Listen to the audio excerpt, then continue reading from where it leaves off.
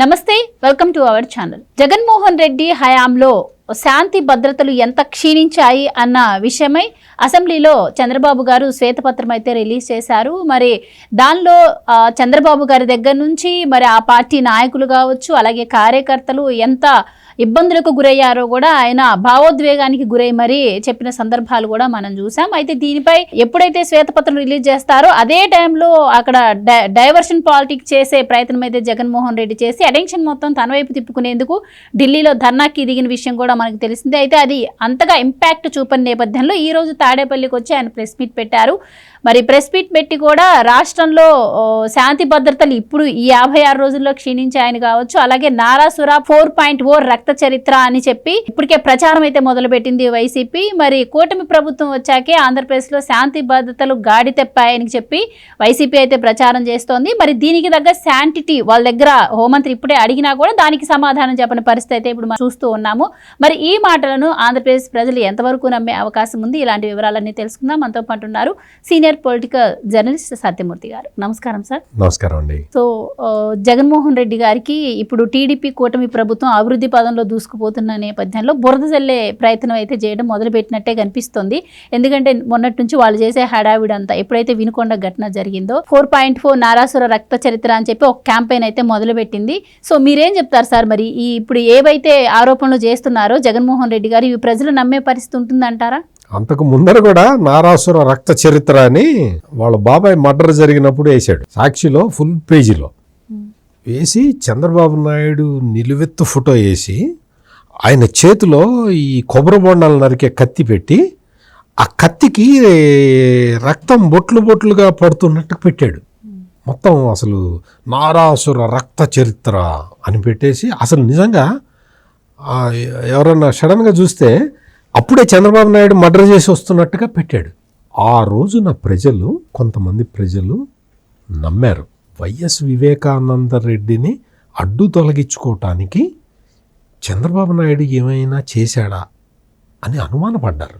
ఆ తర్వాత ఏం జరిగిందో మనందరికీ తెలుసు కదా.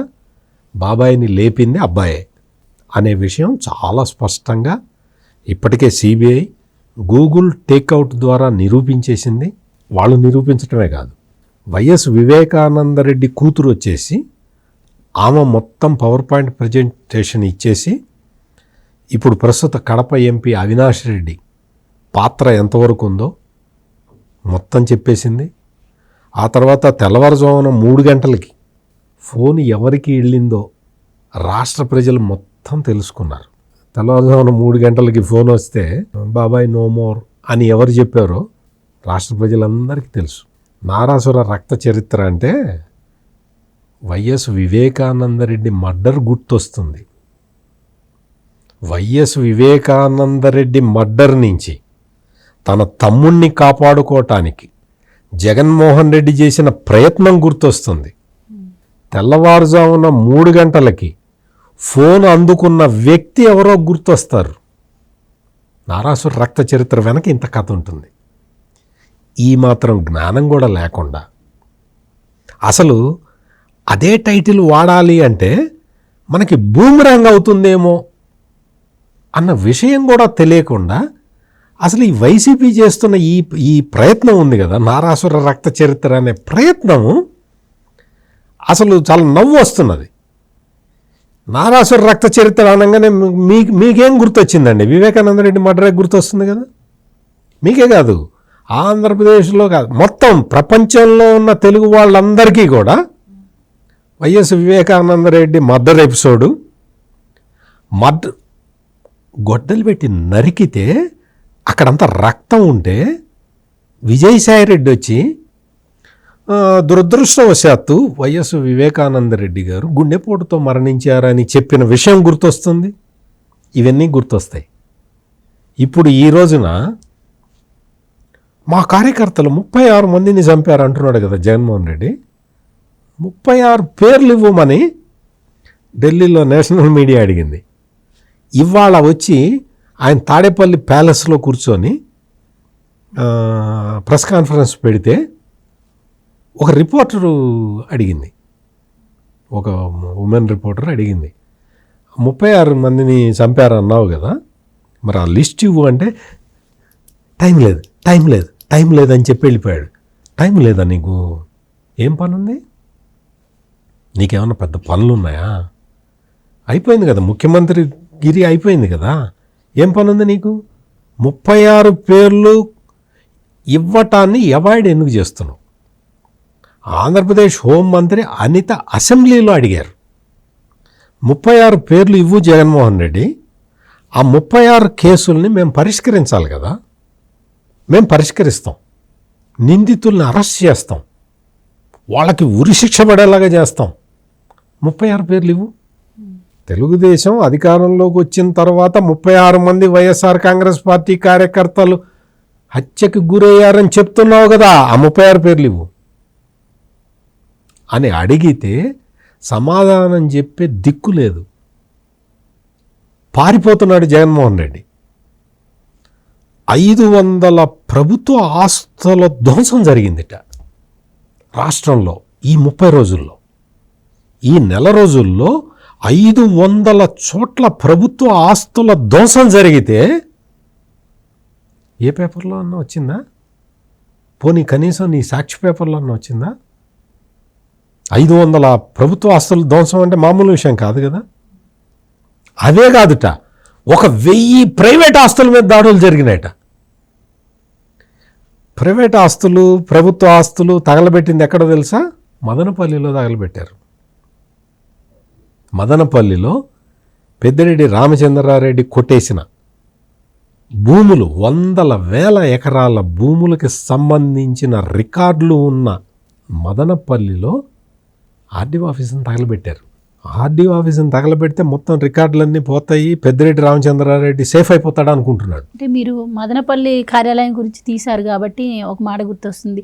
దీనిపైన జగన్మోహన్ రెడ్డి గారు ఈరోజు స్పందించడం జరిగింది. ఆయన ఢిల్లీలో ఏదైతే దీక్ష చేపట్టారో దాన్ని డైవర్ట్ చేయడం కోసం మదనపల్లి ఇష్యూని తెర మీదకు తీసుకొచ్చారు. అలాగే పెద్దిరెడ్డి రామచంద్రారెడ్డి, మిథున్ రెడ్డి ఇద్దరు కూడా అమాయకులు, ఇదంతా కూడా అభూత కల్పన అని చెప్పి కూడా ఆయన మాట్లాడుతున్నారు. ఈరోజు ఏం చెప్తారు మీరు? అవినాష్ రెడ్డి కూడా అమాయకుడే కదా. మరి సిబిఐ ఏ 8గా పెట్టింది కదా, అక్యూజ్డ్ 8గా పెట్టింది కదా. జగన్మోహన్ రెడ్డి చుట్టూతో ఉన్న వాళ్ళందరూ అమాయకులే, కడు పేదవారు, సౌమ్యులు. వీళ్ళే ఉంటారు. ఎవరు? పిన్నెల్లి రామకృష్ణారెడ్డి, కొడాలి నాని, పేర్ని నాని, వీళ్ళందరూ సౌమ్యులు, అమాయకులు, వీళ్ళే ఉంటారు. మరి చేయాల్సిన మర్డర్లన్నీ జరుగుతూనే ఉంటాయి.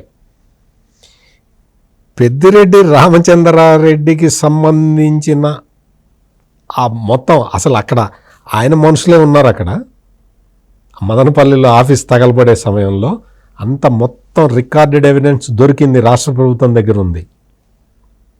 కఠినంగా శిక్షిస్తామని ఆల్రెడీ చెప్పేశారు. పెద్దిరెడ్డి రామచంద్రారెడ్డి దొరికాడు, కుంభకోణం, అతిపెద్ద కుంభకోణంలో దొరికాడు. అదేంటి? ఒక 10 లక్షల రూపాయలకి కొని దాన్ని 30 లక్షలకి గవర్నమెంట్కి అమ్ముదామని ప్లాన్ చేశారు వాళ్ళు. అంటే ఒకే దెబ్బకి ఒక 300 కోట్లు వచ్చేస్తుంది అనమాట. అది ప్లాన్ అక్కడ. ఆ ప్లాన్ని ఇంప్లిమెంట్ చేయబోయాడు. ఈ లోపల గవర్నమెంట్ మారింది, దొంగలు దొరికారు. మొత్తం ఇదే చెప్తున్నా కదా, డైవర్షన్ పాలిటిక్స్ చేసుకుంటూ. నీకు శాంతి భద్రతలు లేవు, రాష్ట్రంలో అరాచక పాలన సాగుతుంది.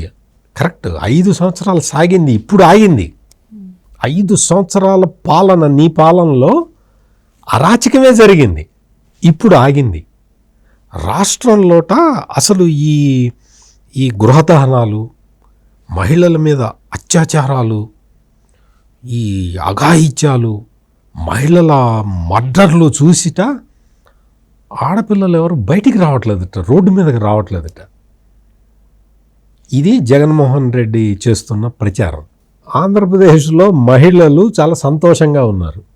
ఎంత సంతోషంగా ఉన్నారనేది మీకు ఆ పెన్షన్ల పంపిణీ అప్పుడే మనం చూసాం.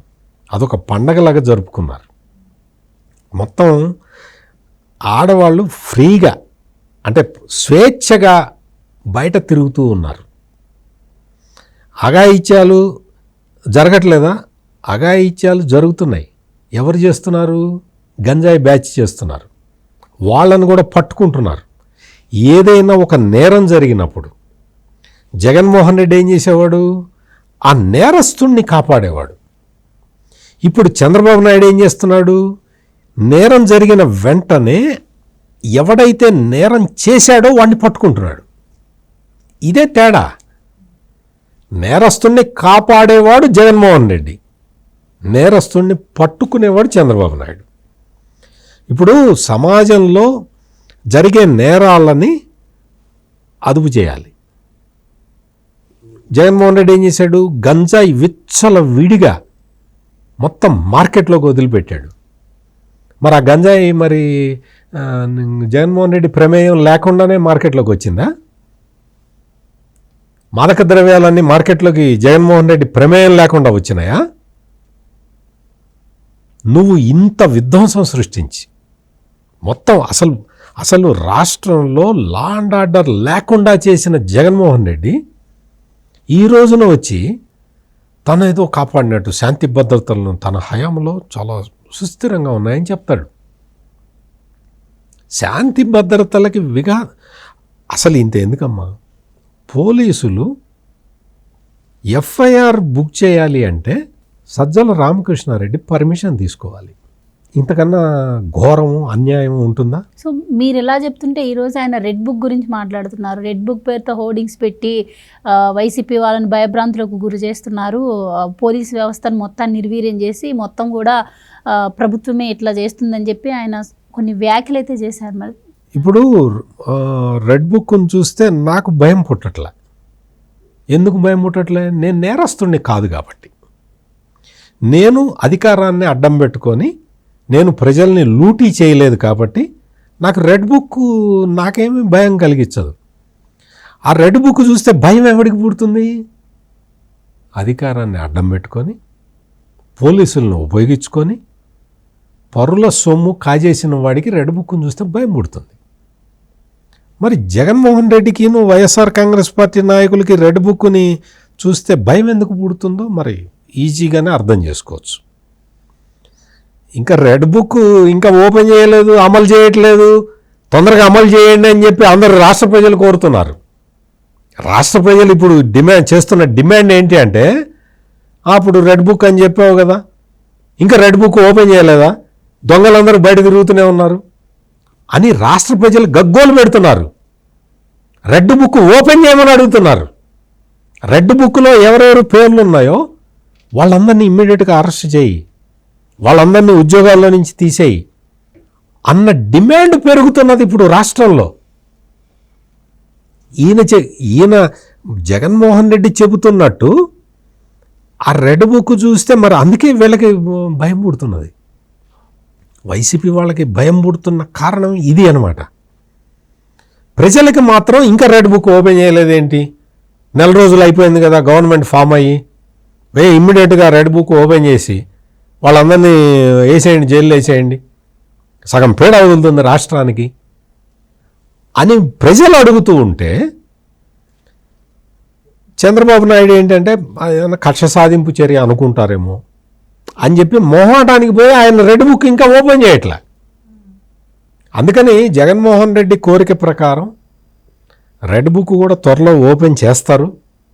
అందులో చాలామంది ఆఫీసర్లు వాళ్ళందరూ కూడా తప్పు చేసిన ఆఫీసర్లని కఠినంగా శిక్షిస్తామని చెప్తూ ఉన్నారు. ఇప్పుడు చంద్రబాబు నాయుడు విడుదల చేసిన శ్వేతపత్రాలన్నింటిలో కూడా మరీ ముఖ్యంగా లా అండ్ ఆర్డర్ మీద రిలీజ్ చేసిన శ్వేతపత్రంలో ఈ విషయాన్ని చాలా పర్టిక్యులర్గా ఆయన చెప్పాడు. మొత్తం ఎవరైతే తప్పు చేశారో ఆ ఆఫీసర్లని, అంటే చట్టానికి విరుద్ధంగా ఎవరైతే ప్రవర్తించారో వాళ్ళందరినీ కూడా శిక్షిస్తామని ఆయన స్పష్టంగా చెప్పాడు. అది చెయ్యాలని రాష్ట్ర ప్రజలు కూడా కోరుతూ ఉన్నారు. జగన్మోహన్ రెడ్డి తడతడకి ఇది ఏం లేదమ్మా, చిన్నపిల్లల ఆట. జగన్మోహన్ రెడ్డికి డబ్బు సంపాదించే కాన్సెప్ట్ తప్ప వేరే విషయాల మీద అవగాహన లేదు. తెలుగుదేశం పార్టీ ప్రతిపక్షంలో ఉన్నప్పుడు రాజారెడ్డి రాజ్యాంగం అన్నది కదా, దానికి కౌంటర్గా మరి ఏమనాలి అని ఆలోచించి రెడ్ బుక్ రాజ్యాంగం రాజారెడ్డి రాజ్యాంగం అంటే దోపిడీ చేయడానికి ఉపయోగించే పదం. రెడ్ బుక్ రాజ్యాంగం అంటే చట్టాన్ని అమలు చేయడానికి ఉపయోగించే పదం. ఈ తేడా కూడా తెలుసుకోకుండా ఇందాక చెప్పా కదా, నారాసుర రక్త చరిత్ర అంటే బయటపడేది జగన్మోహన్ రెడ్డి చేసిన పాపమే. నారాసుర రక్త చరిత్ర అంటే జగన్మోహన్ రెడ్డి చేసిన పాపం బయటపడుతుంది. అసలు ఇటువంటి చిన్న లాజిక్లు కూడా మర్చిపోయి వాళ్ళు చేస్తే ఈ ప్రచారాన్ని ప్రజలు ఎవరు కూడా హర్షించట్లేదు. జగన్మోహన్ రెడ్డికి మైలేజ్ మనం చూసాం కదా, నేషనల్ మీడియాలో ఈయన ఢిల్లీ వెళ్ళి కూర్చొని ఓ ధర్నా చేసి అందరూ ఏంటి అంటే కొంచెం అందంగా కనపడటానికి మేకప్ చేసుకుంటారు కదా, జగన్మోహన్ రెడ్డి కొంచెం వికారంగా కనపడటానికి మేకప్ చేసుకుంటాడు. అంటే ఆయన ఏదో పెద్ద ఒత్తిడిలో ఉన్నట్టు, మానసిక ఒత్తిడిలో ఉన్నట్టు, అవన్నీ కూడా ఆ భావాలు కనపడేలాగా అట్లా కొంచెం ఆయిల్ కోటింగ్ పెట్టుకొని మేకప్ చేసుకుంటాడు. తనేదో కష్టపడి వచ్చినట్టు, అంటే పోలీసు వలయాన్ని ఛేదించుకొని వచ్చినట్టు ఇటువంటి పిక్చర్ ఇవ్వటానికి అతను ఆ డల్ మేకప్ చేసుకొని మార్కెట్లోకి వస్తూ ఉన్నాడు. అదే మీరు చూడండి, ఇప్పుడు నేను చెప్పేది కూడా మీరు క్లియర్ కట్గా మీకు కనిపిస్తుంది. ముఖ్యమంత్రిగా ఉన్నప్పుడు చూడండి, ఫ్రెష్గా నీట్గా సంతూర్ సోప్ పెట్టి కడుక్కున్నట్టు వచ్చేవాడు. ఇప్పుడు ఆయిల్ కోటింగ్ తోటి మేకప్ ఉంటుంది, మీరు గమనించండి. మేకప్ వేసుకోవటం మనవాడికి అలవాటు. అప్పుడు ఆ దెబ్బ తగిలినప్పుడు కూడా అదంతా కూడా తీసేసి మొత్తం అంతా చేసేసారు కదా. సో అందుకని ఈయన హావభావాలు ఇవన్నీ కూడా ప్రజలకి చాలా చిరాకు తెప్పిస్తూ ఉన్నాయి. ఇతను చెప్పే మాటలు కొంచెం ఆలోచించి వాడాలి. ఇప్పుడు నారాసుర రక్త చరిత్ర అనే పదాన్ని ఇమ్మీడియట్గా విత్డ్రా చేయాలి. చేస్తేనే జగన్మోహన్ రెడ్డికి మంచిది అని నేను మీ ద్వారా సలహా ఇస్తున్నాను. Right sir, thank you so much. నమస్కారం అండి.